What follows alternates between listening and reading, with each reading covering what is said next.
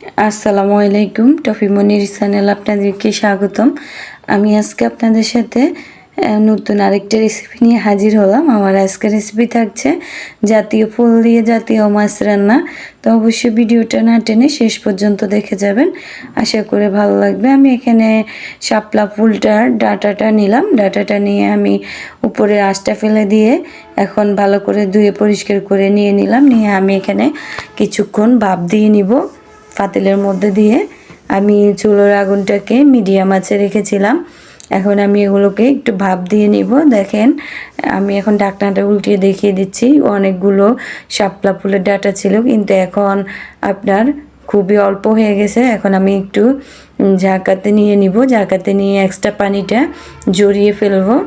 জড়িয়ে ফেলে আমি এখানে কড়াইটা অ্যাড করে দিলাম। আবারও অ্যাড করে দিয়ে আমি এখানে সাদা সয়াবিন তেলটা অ্যাড করে দিলাম। দেওয়ার পরে পেঁয়াজ কুচানোটা দিয়ে দিলাম। দিয়ে আমি কিছুক্ষণ নেড়ে ছেড়ে হালকা পরিমাণে ভেজে নিব। ভেজে নেওয়ার পরে আমি এখানে ভাজার পরে অ্যাড করে দিলাম রসুন বাটা। রসুন বাটাটা অ্যাড করে দেওয়ার পর দিয়ে দিলাম হালকা পরিমাণে হলুদ গুঁড়ো, দিয়ে দিলাম লাল মরিচের গুঁড়া, দিয়ে আমি একটু স্বাদ মতো লবণ দিয়ে আমি ভালো করে নেড়ে ছেড়ে দিলাম। হালকা পরিমাণে পানিটা দিয়ে দিব। পানি দিয়ে আমি একটু কষিয়ে নিচ্ছি। কষিয়ে নিয়ে ঢাকনাটা দিয়ে আমি ঢেকে দিলাম। ঢেকে কিছুক্ষণ কষানো হয়ে গেলে মশলাটা আমি অ্যাড করে দিব ইলিশ মাছ। ইলিশ মাছের মাথা এবং লেজ দিয়ে আমি আজকে রেসিপিটা তৈরি করব। আমরা মাছের বাকি অংশটা দিয়ে অন্যটাও রান্না করতে পারবো। এখন আমি মাথা এবং লেজটাকে দিয়ে দিলাম। দিয়ে একটু কষিয়ে নিব। মশলার মধ্যে ছেড়ে দিলাম। ছেড়ে দিয়ে আমি একটু কষিয়ে নিব। দেখেন, আমি ঢাকনাটা উঠিয়ে আবারও নেড়ে ছেড়ে দিচ্ছি। নেড়ে ছেড়ে দিয়ে আমি কষিয়ে দিলাম।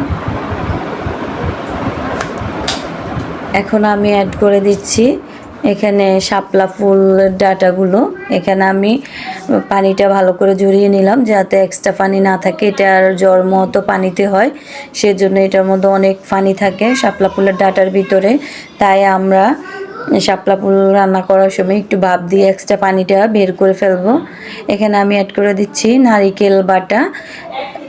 শাপলা ফুলের মূল টেস্টই আসে নারিকেল বাটা থেকে। আপনি শাপলা ভাজি করেন বা শাপলা ফুলটাকে আপনি রান্না করেন, কিন্তু এটা যদি আপনি নারিকেল বাটা দিয়ে রান্না করেন তাহলে কিন্তু খেতে অনেক অসাধারণ হয়, অনেক টেস্টি হয়। এবং ইলিশ মাছ, চিংড়ি মাছ, এই মাছগুলো দিয়ে যদি আপনি শাপলা ফুলটা রান্না করেন খেতে কিন্তু অনেক দুর্দান্ত মজা হয়।